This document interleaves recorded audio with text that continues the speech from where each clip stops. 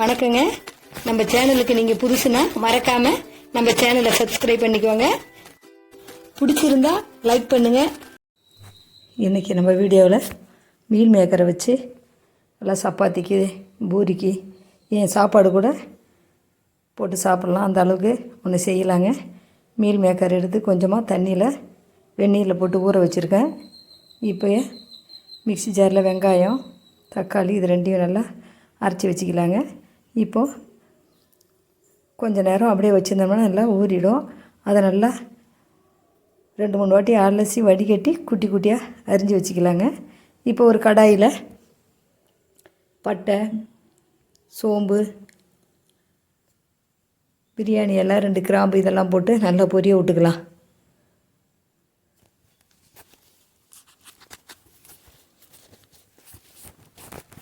நல்லா இப்போ பொரிஞ்சிட்ருக்குங்க. மஞ்சத்தூள் மிளகாய்த்தூள் கரம் மசாலா எல்லாம் போட்டு நல்லா வதக்கிக்கலாங்க.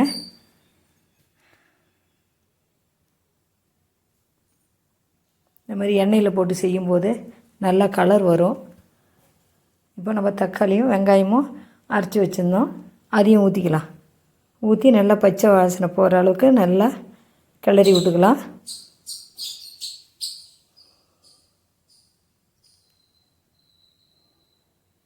இப்போ நல்லா சுருண்டு வந்துச்சுங்க.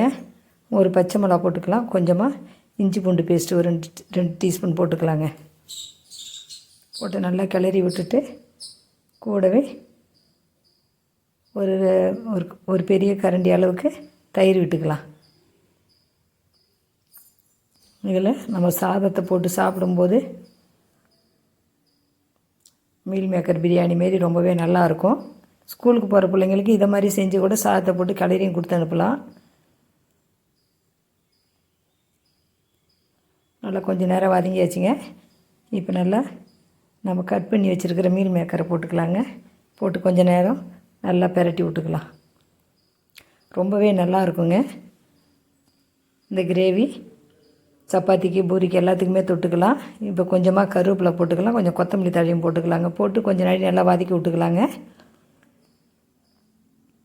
நம்ம கட் பண்ணி போடும்போது நல்லா அதில் காரம்லாம் நல்லா ஏறும் முழுசாக போடுறத விட. இப்போ நம்ம மிக்ஸி ஜாரை கொஞ்சம் தண்ணி விட்டு ஊற்றிக்கலாங்க, அலசி ஊற்றிக்கலாங்க. ஊற்றி இதை நல்லா கொதி வந்துக்கிட்டு இருக்குங்க. நல்லா கொதிக்குது. இப்போ தேவையான அளவு உப்பு போட்டுக்கலாங்க. ரொம்ப நாளைக்கு கொதிக்கணும் அவசியம் கிடையாது. ஏன்னா முன்னாடியே எல்லாமே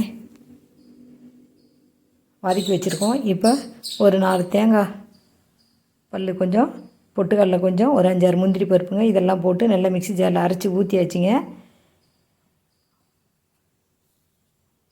ஊற்றி இப்போ மேலாக